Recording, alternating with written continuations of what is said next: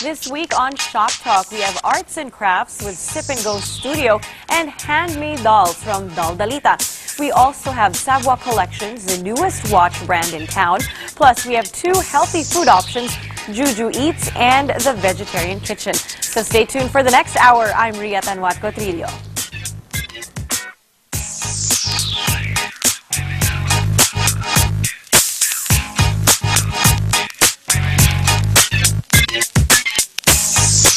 First up, we have Christopher Cruz, president of the 1990 Crusade Incorporated, and that's the company behind Sip and Go Paint and Sip Studio. That's a business he started with his friends just 5 months ago. Hello, Christopher. Thanks for coming on the show. Good evening. Nice to be here. Okay, tell us exactly what a Sip and Paint Studio is.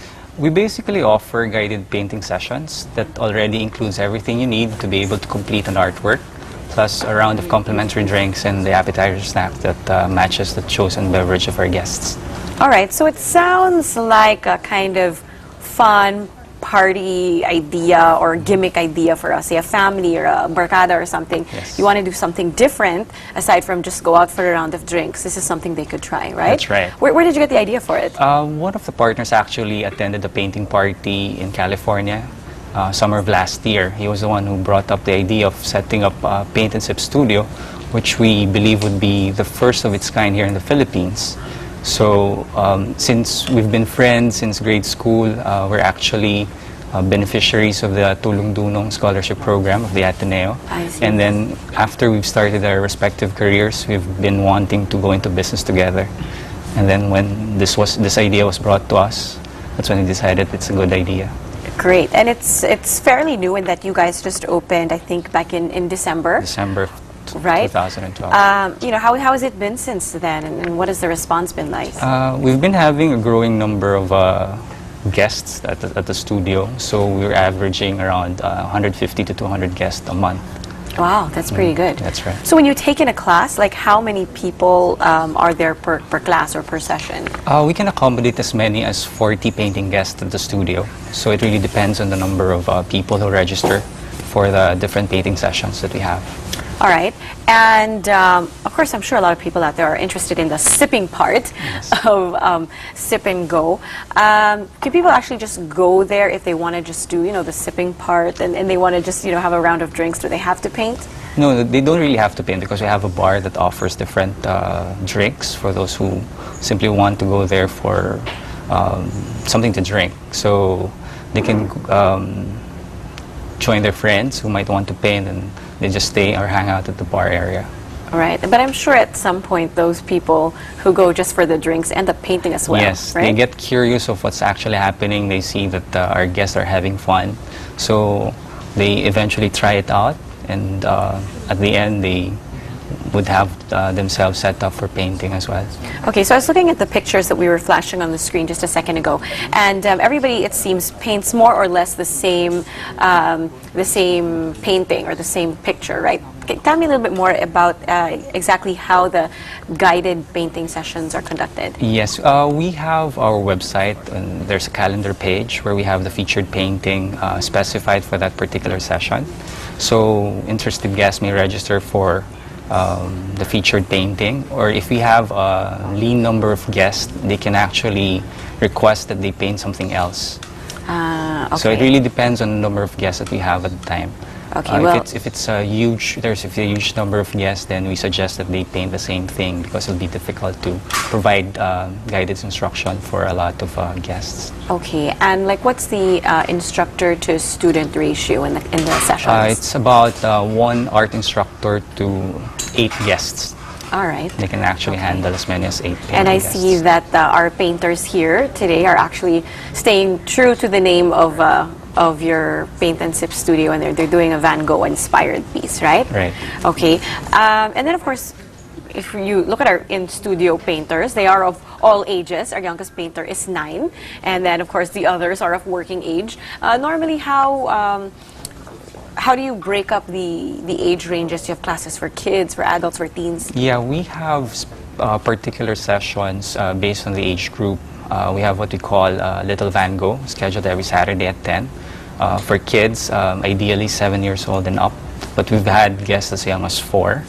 And then we have what we call our Family Fun Day session at 4 p.m. from Tuesday to Sunday. And then adult session or regular session at 8 p.m.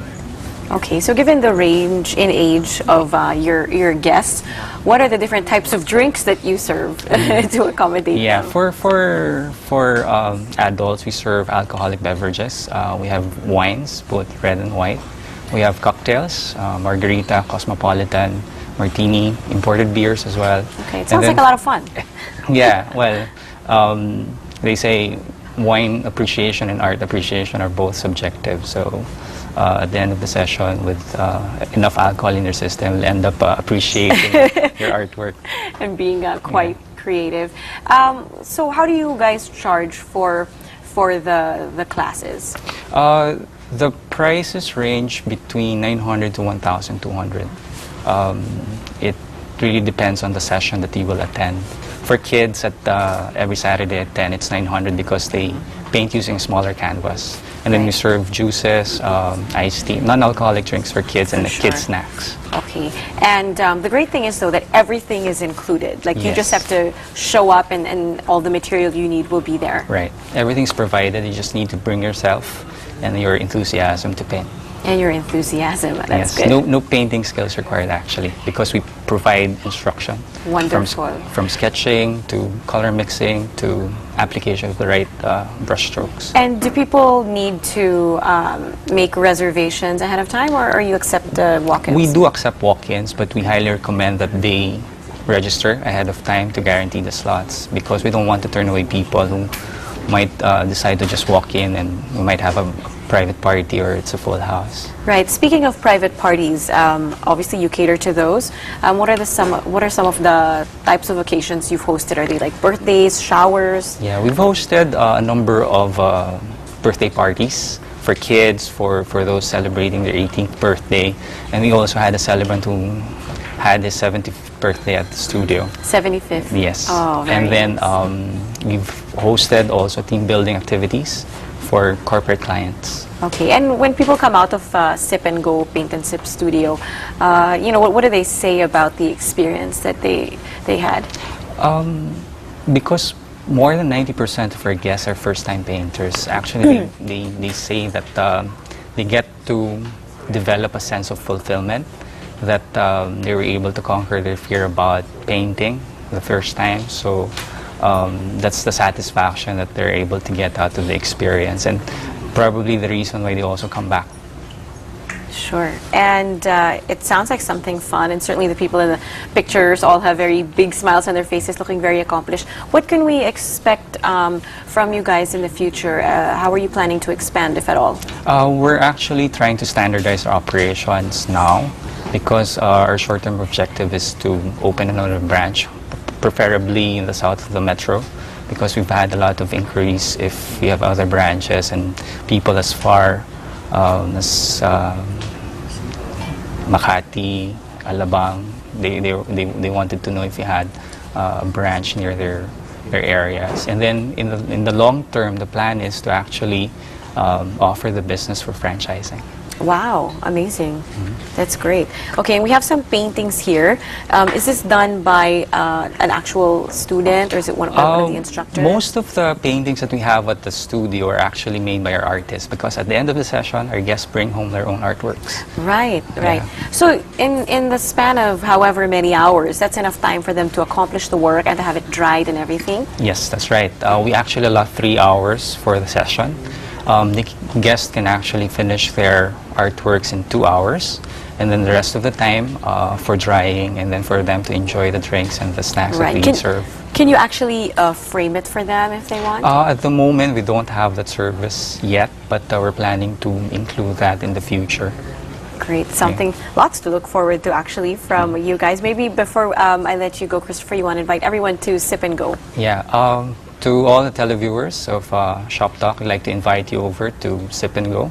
We're located at the ground floor of Capitol Green Street, Capitol Hills, Quezon City. And you can visit our website at www.sipandgo.com. That's SIPANDGOGH.com. Great. Nice to know that there's another thing we can do in the metro, something a little different, more creative, aside from just going to the malls, right? Yes, right. And something productive as well. Wonderful. Christopher, thank you. Yeah, thank you very much for having me here. Well, from painting, we'll go to doll making as we talk to a mompreneur who makes Waldorf dolls. That's coming up after this break, so stay tuned.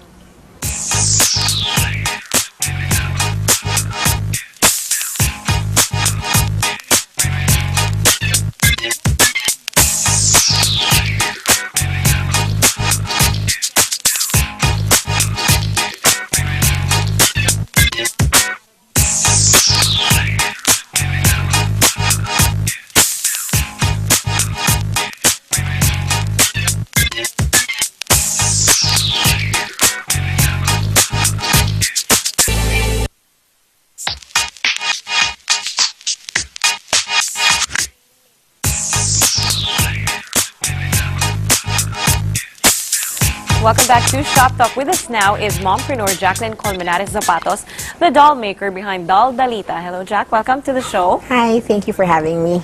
Okay, you hand make the dolls that you sell. Yes. But first, explain how Waldorf dolls are different from the typical commercial ones. Okay, a Waldorf doll is actually a cloth doll where they're expressionless so that the child can mimic their emotion, either they're happy or they're sad, to the doll without it being imposing a happy face or a sad face to them. And the overall principle of the doll is a simple doll, a simple cloth doll made out of natural materials. Right, okay, which is very, the expressionless face is really important for imaginative play, Yes. right? Yes, correct. Okay, and how did you get into making Waldorf dolls? About 2 years ago, I got invited to the 10A Alabama Arts and Craft Fair, and I used to make quilts. Ever since I was young, I made quilts, and ever since then, the ladies of 10A Alabama invited me. So I had so much retazos of fabric, I didn't know what to do with them. So I started making oddly shaped dolls. Then from there, like, I think the moms around 10A Alabama are also Waldorf parents, so they were the ones who introduced it to me.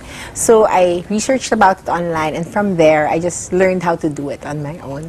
Wow, so you didn't take like some of those No, I didn't. Waldorf workshops, you studied a lot online? Yes, I did. Oh, okay, okay. How long does it take you to make one doll? From scratch, it takes me about 6 to 10 hours. But what I do is, on a weekend, I'll spend that on just making the swatches of the dolls or tracing the patterns. And then there'll be a weekend I'll be stuffing, and another weekend where I'll assemble them. So, but if I put it all together, one doll is about 6 hours. Okay, but you do it sort of like in an assembly line fashion. Yes, because You it's can all say. on me. Because I'm the one who makes everything. I sometimes ask help from some people to help me out. Like the nanny of my son helps me at home. But that's about it. That's about the much help I get. Recently, I was able to have RJ Rafal, she's an industrial designer, to help me make the heads. So at least now I have another person helping me make the dolls. At least in one step of the process. Yes.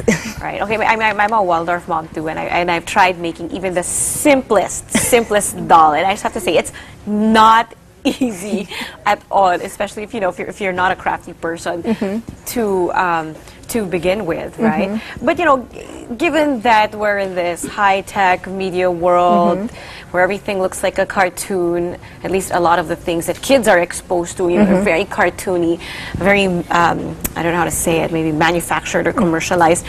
Do you find that there is a market for very simple artisanal dolls? I'm actually quite surprised at the number of moms who really can relate to the dolls and at their action the kids have for the dolls.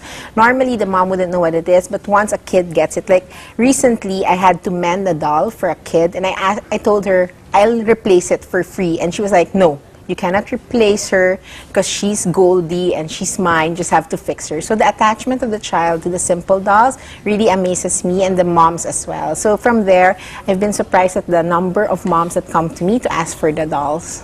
That's great.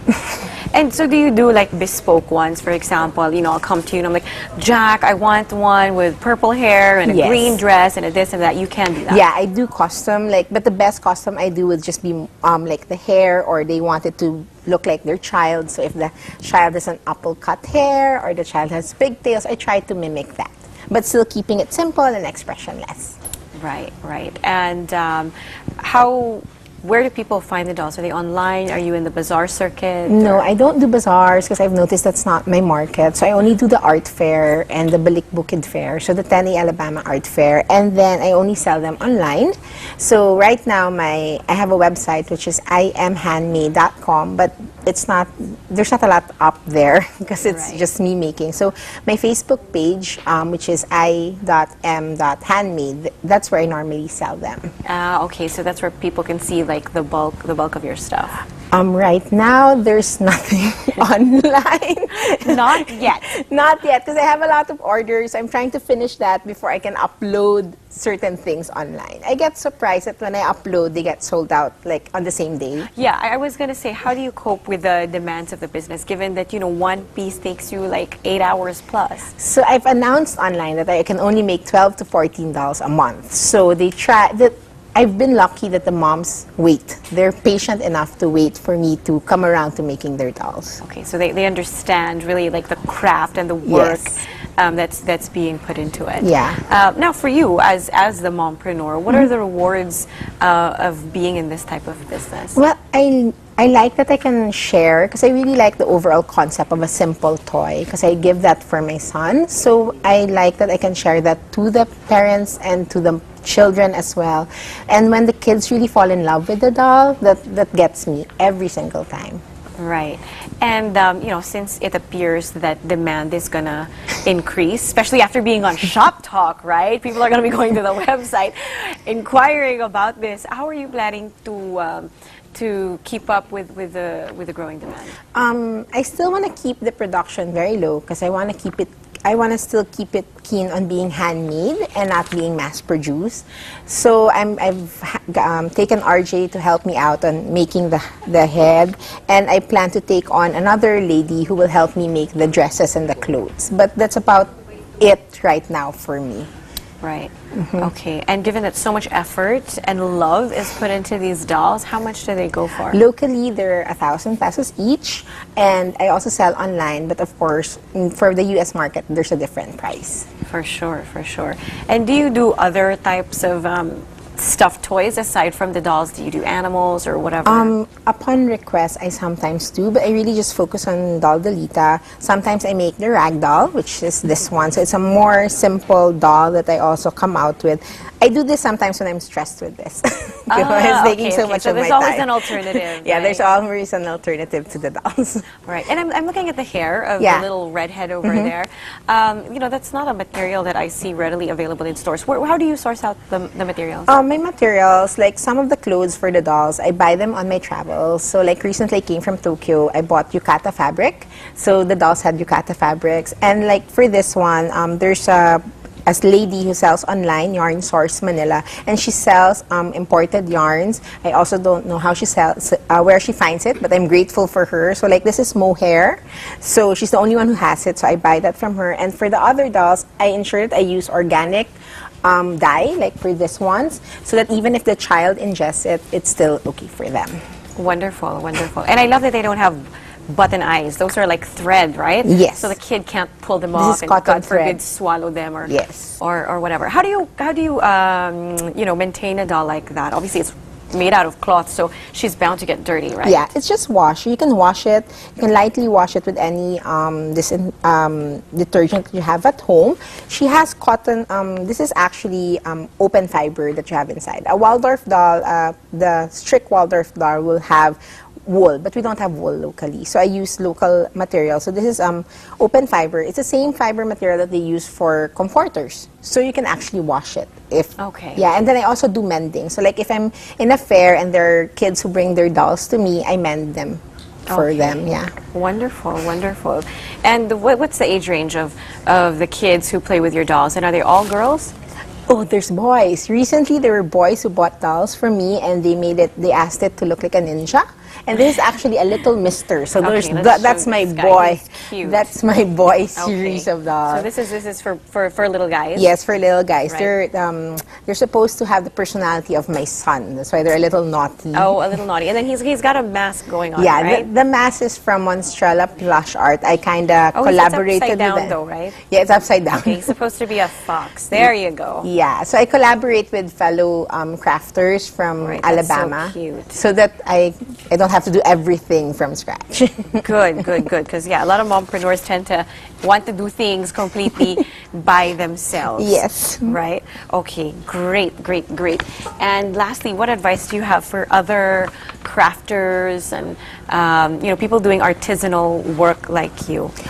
Just keep it small. Don't think of invading the entire retail market. And if you're true to the principle of what your craft is about, people will open up their hearts to it as well. It has to be something that they can really feel your heart into it. It's not like you're just doing it because you want the money. Of course, everyone wants the money, but you have to wait for people to acknowledge you slowly, I guess. It's not as fast as others, but the rewards are better. Right, and you love what you do. Yes. Right. All right, Jack, thank you so much for Shop Talking with us. Thank you very much for having me as well. Well, we're taking another break right now, but we'll be right back. Keep it here on ANC.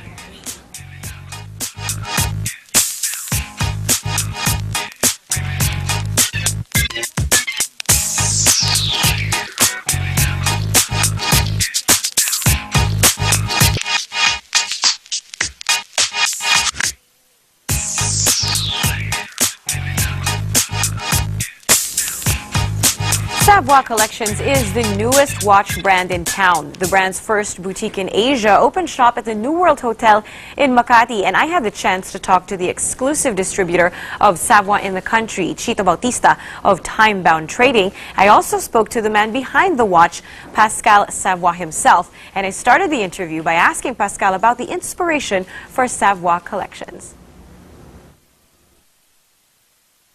Well, we started the brand very recently, so it's about a year and a half old.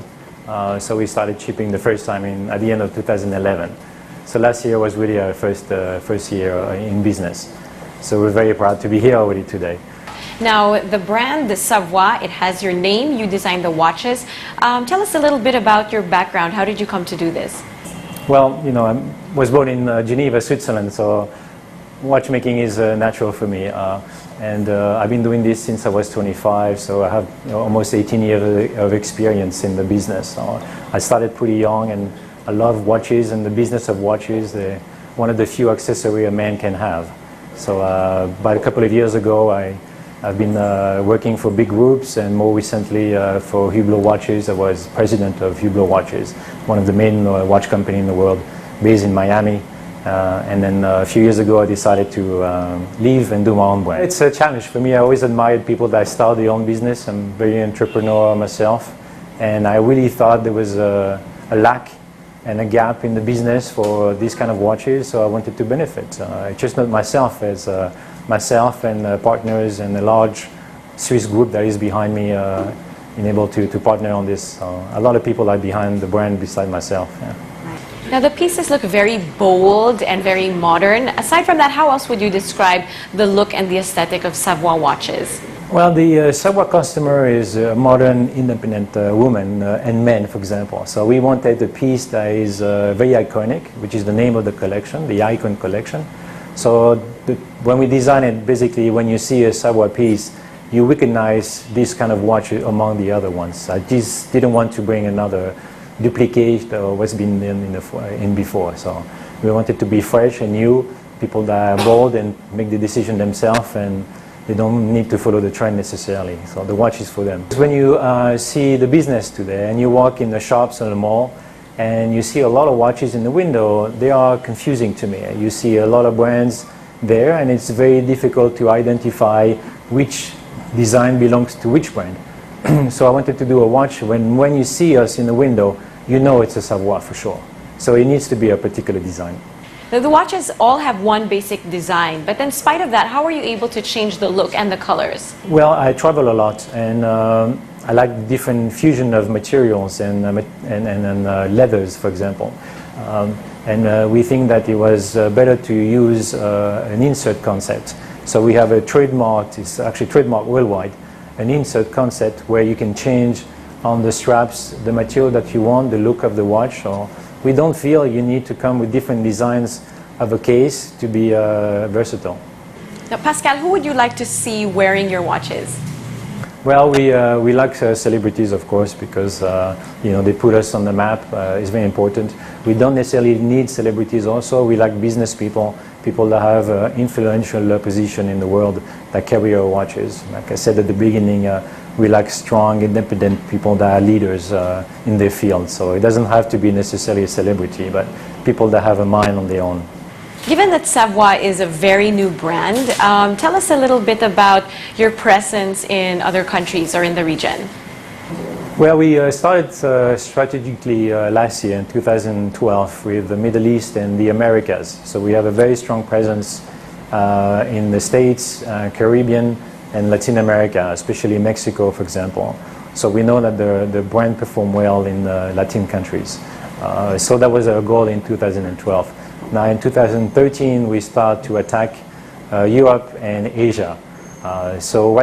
At this moment, as of today, we have about 15 countries around the world, which is a nice feat already in 1 year business.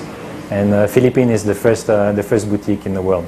As we said, Savoir is a very young brand. I'm sure you have lots of plans for it in the future. Tell us about your big picture planning for the brand. Savoir is more than a watch company. It's really a lifestyle brand. So we start introducing the concept to people with watches because that's myself and the group do best. We're always working with accessories. We have pens, we have cufflinks. We're working on leather goods. And down the road, we want to duplicate the concept to sunglasses, perfume. I mean, there's no limit. So the boutique, as we have today, is a nice step because that will allow us to bring other accessories. So this is where we want to be with the brand and not perceived as a watch company, but as a lifestyle, with all the concept of the affordable luxury. Chito, how did you discover the Savoir brand and what made you decide to bring it to the Philippines? We were on a cruise in southern Spain and I saw this watch and it was so remarkable. The design is cut above the rest. I haven't seen any designs such as this. So my wife bought me one right on the spot. And that's the time I met Pascal Savoir. He presented me with the watch himself. So I applied for the distributorship, the exclusive distributorship for the Philippines. And a year after, we established this store here at New World in Makati. Did you have any apprehensions at all about bringing it to the country, considering Pinoys usually gravitate towards the more known, more old school brands? I understand that, but it's the best time to start a business in the Philippines. Moody's is just around the corner, and the income of our population is increasing, and they will increase their possessions. So I think we're not too worried about the branded, the known watches, because our watches has value for money.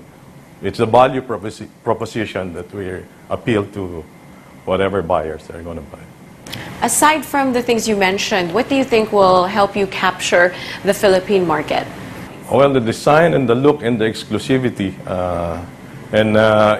it's what I call a pace-setting trend that we want to establish, and later on will evolve into the lifestyle Savoir collections in the Philippines.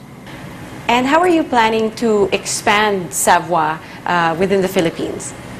Yeah, we plan to open a couple of stores, and our strategy is not only in the Philippines, but on the regional side of Asia as well. And Chito, of course, you yourself have a Savoir watch on your wrist. Tell us a little bit about what it is and why you chose it. This is the particular model that I chose because it's very versatile. I can use it in the office Monday to Friday, and when I go to the mall on the weekend, I can use it, or even attend a wedding in the evening. So the watches are very noticeable. Once I joined a dinner party, and from afar they noticed my watch, and they said, "Wow, that must be expensive." And I said, "This has value for money."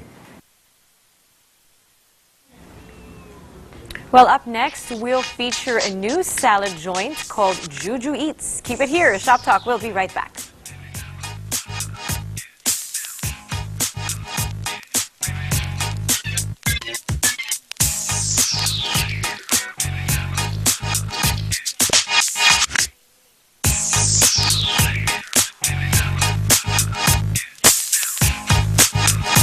We had Juju Cleanse on the show before, but now it's time to talk about the salad joint that they set up to encourage people to eat their greens. So with us to talk about Juju Eats are David and Kat Azanza. Hi, folks. Welcome back to Shop Talk. Thank you.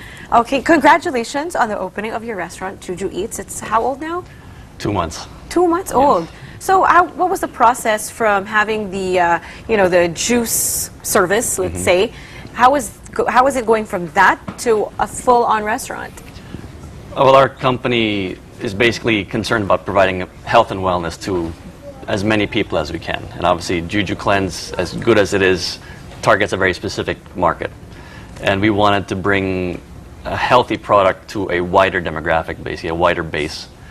And salad just seemed a natural fit with what we were already doing. Right, and so was born Juju Eats. So it's not like you have to be in a cleanse or anything, Not at all, right? not at all. This is just like regular lunch, merienda food, That's right. healthy food that people want. So how did you come up with the menu, Kat? With the menu, well, we worked together with a chef consultant. We told him exactly what we wanted, our concept, and basically we were the ones that not dictated, but We had in mind what we wanted to see on the menu, but really, the Juju Eats concept is about people coming in and eventually becoming so comfortable with salad that they make their own. right. It's a DIY concept at heart. Right. So really, you can customize it to your heart's content. We have a la carte salads there to encourage people to come in. They taste great to begin with, but for people that are unsure about Yeah. salads to begin with, at least they have a starting point.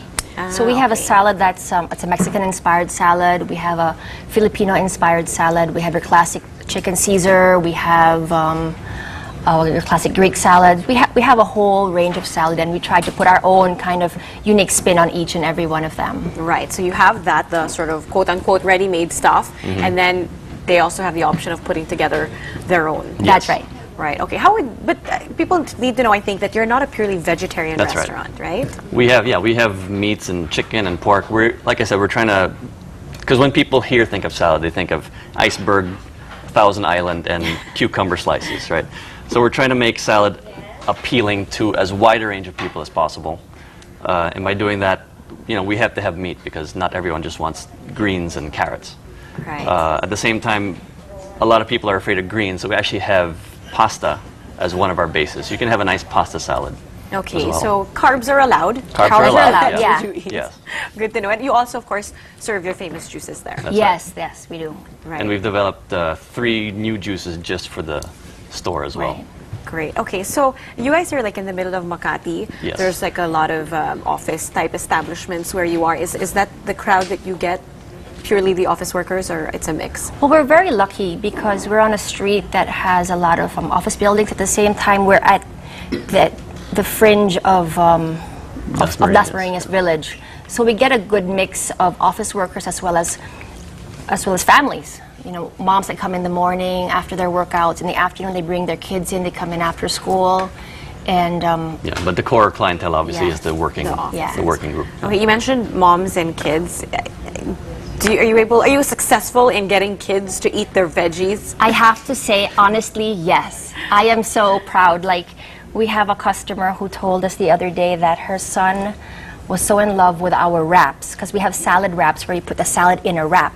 And he wanted to spend his birthday dinner at Juju because he wanted to have his salad wrap.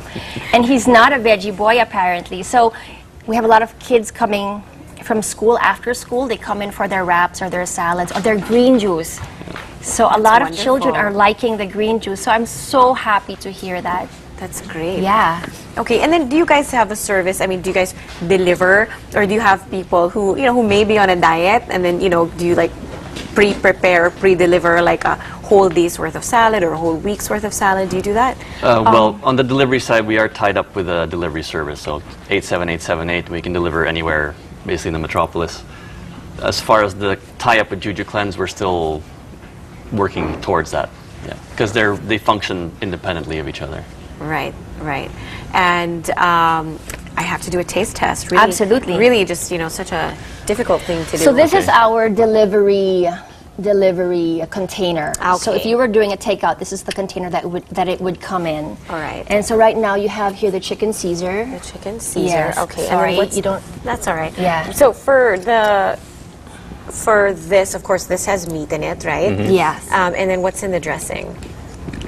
The dressing. It's a mayonnaise-based dressing, It's a like a traditional Caesar. So there's Yes. anchovies. Right. Okay. So it's yes. not like we're gonna torture ourselves with something that's completely fat-free or No, whatever. no. Right. So how we do this, sorry, we have a little bit of a technique, right, David? So we, hold on, I'll help you out with this one. Oh, okay, great. You're gonna mix it for me. Well, yeah. Hold on. Just to get it so there's started. a Just to get it special started. Technique. All right. So, but if you're We eating- just found that this works. okay. Yeah, so we Oh, close give it up shake, again. Shake, shake. It's the shake, shake, shake. Yeah. The shake, shake, shake really works. Awesome. Great. Yeah. Instead Sorry. of like mixing it and tossing it like half the day. Yeah. That's not a bad option at all. No, it's a But- little bit messy, but it gets the No. job done. There's a lot more Sure. theater in the store itself. So Okay. And but okay. So if I'm eating in the restaurant, it doesn't come in this packaging. It just comes like in a bowl or a plate. Yes, it comes in a bowl. Everybody's jealous because they want to try my salad. It's great. It's great. And then, is the stuff you serve organic or not necessarily? We work with some of our vegetables are organic, but the problem that we have found is that we can't get enough supply as we actually need. Right, right, I So what can ends up imagine. happening is it's a bit of a mix. We do have some that we can get purely organic, and Right. sometimes we don't. Yeah. Right. Okay. And then, what's the price range for the salads and the wraps and the pastas? our salads and wraps start at $135 for a regular DIY salad, half DIY salad or a wrap, and then they go up from there. Each of the a la cartes is priced differently, and obviously if you DIY a salad, it depends what you decide to put in there. Yeah. Right. But the range is between 135 and I would say close to 300. Yeah. Okay. And they're all pretty much this size. Yes. Oh, Yeah, well, we that's have the two regular. we have Yeah. two sizes. We have a regular and a half. So this is the regular box and this is the half box. Oh. Yeah. Okay. Okay. And we also serve soup, so some people can just have a wrap and a soup or a half a salad and a soup. Yeah, and we have coffees, we have Yeah. fresh fruit sodas, slushes, all that stuff Yeah. as well. Nice. And does that mean you're open only during lunch because you're like in the office area, or you've got the whole dinner thing going too? We started out 10 to 7, but starting next week we'll be open 10 to 8, Monday to Friday, and then 10 to 3, Saturday, Sunday. Great, great, great. And what kind of feedback have you gotten aside from the moms who say Right. that their kids now eat vegetables Yeah. and want to have their party there? Right. Yeah. Well, that was my happiest moment. But Our concern when putting this restaurant up was that the food came first. So we wanted the food to taste great, and so far the response has been fantastic in that regard. People are really liking the flavors and the mixes and everything. We have a regular crew of people coming back because in the end we want it to be good food. Happens to be salad, but it's great food. Right, exactly. Can I try one more? What's exactly, that this is a pasta salad. This is a okay. tuna niçoise. one? Oh, okay, I love niçoise. Yes. All right. And so that's pasta. We got the carbs in there. That's right. Right. Okay. And obviously, this is a type of food that needs to be eaten like really fresh. Yes. So how long could you keep it and still maintain the quality? I mean, if you're taking it home or taking it out, if you have a chiller in the office and you want to keep it, then I'd advise keeping it in there. Don't keep it for days, obviously, because then it is still. Yeah, and your greens are Yes. going to get soggy. That's and, right. And that's not going to be much fun. Okay, so this is your Tuna niçoise tuna pasta. niçoise pasta. What are your personal favorites? That's my favorite. That together with a salad that we have called inasal salad. It's a Pinoy. It's got a very Pinoy spin on it, Is there and I love such a it. thing? Yeah. Okay. There is now. What is it? What's in the inasal salad? It's pork inasal and green mango and red onions and just a whole bunch of. It's got a, feta. Yeah, it's a very, very Pinoy flavor. Yeah. It's really interesting. It's Actually. pork inasal salad with balayan dressing. Yeah. Wow. So It's it yummy. is a bagoongi Yeah, thing it's Yes. yummy. happening. It's really Yeah. good. That's amazing. That's Yeah. great. Okay, guys, please invite everyone to Juju Eats. Where do I look? Okay. Anywhere. Thank you for having us on the show. We'd like to invite anyone looking for a good salad and good eats to come down to Juju Eats. We're on the ground floor of the BCS building, 2297 Pasong Tamo Extension in Makati. Great. Kat, David Asansa, thank you so much for Thank you. talking with us. Thank you. Thank you. All right, we have more healthy stuff for you as we check the menu of the Vegetarian Kitchen. The final stretch of Shop Talk is coming up, so stay with us.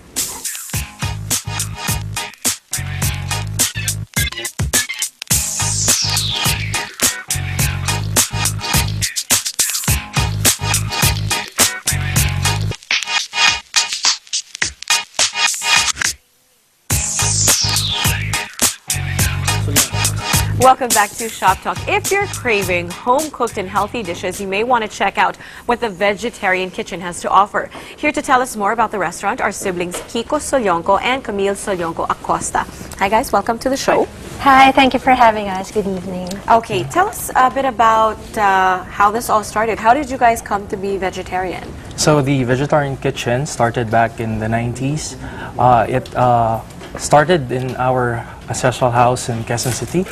And my mom was the one who put up everything, actually. Yeah, so my mom actually came from a carnivorous background. But when she met my dad, who was a Hare Krishna devotee back in 1988, then she had to change the way our family ate. So she challenged herself and she went through a period of experimentation and invention.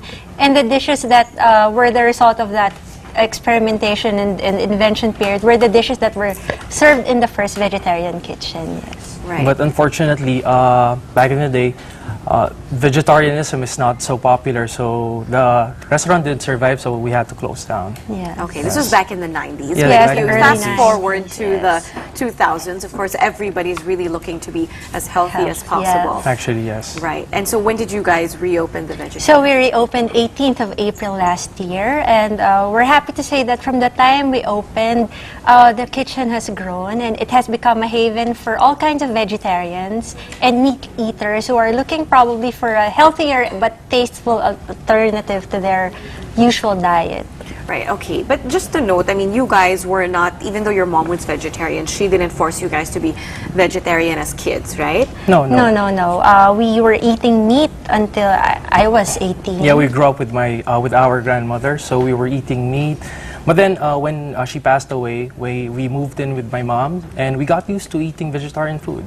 Right. Yes, because we thought we would be missing out on the good stuff. But when we Sure. started living with my mom, we would have tocino and sausage for breakfast, and we even have danggit. So And we have eggs, but then not the real thing. It's made Right, with like a tofu. substitute Yes, Yes. or like that. something. Okay. And like you said, that there's people who go to the restaurant who aren't vegetarians, right? They just want to go for a vegetarian Yes. meal. What are your best sellers? So our best sellers are, this is the tocino with scrambled tofu. Okay. All right, so you have that. And this is like an all-day thing, is it? Yes, so it's an all-day breakfast thing. And then what we have here is an Indian dish. It's cabbage and cauliflower kofta. Okay. It's served with brown rice. This is Krabby Patty. Yes, so it's served with tofu mayo. And then this one is malunggay lasagna. Wow. Yes, so that's something different that we have. So it has red and white sauce also, so to neutralize the flavor. And then this one is our take on paella. So that's a fusion dish. That's couscous paella with curried shrimp tempura and wasabi mayo. And this is our dessert. That's orange cheesecake. So these are some of our best sellers. Our menu has been customized to suit the taste of both vegetarians and meat eaters. So there are transition dishes because a lot of people want to go vegetarian, but some of them are scared Right. because they get served vegetables that aren't cooked, like just boiled or steamed. So we try to approximate the taste and the texture of the real thing. Right, it's anything but boring. And, you know, looking Yes. at the dishes, they're so alive, they're so Yes. colorful. So you mentioned that there's no egg. Do you use dairy still? Yeah, since we're vegetarians, we still take dairy, but we have a lot of vegan dishes that Don't are contain any dairy. yes. Or any animal product whatsoever? Yes. Okay, so Yes. I'm told I should try the tocino, Yes, right? that's the which is this vegetarian one. tocino. We use a wheat-based meat substitute for that, and the tofu scramble That's our take on the scrambled egg. Okay, Yes. I'm gonna have it with a bit of rice, with a bit of quote-unquote Yes, egg. that's the vegetarian version of tosilog. Tosilog, Okay, yes. all right. So you don't have to give it up completely. No, if you you're don't gonna be have to at vegetarian, all, right? yes. Okay.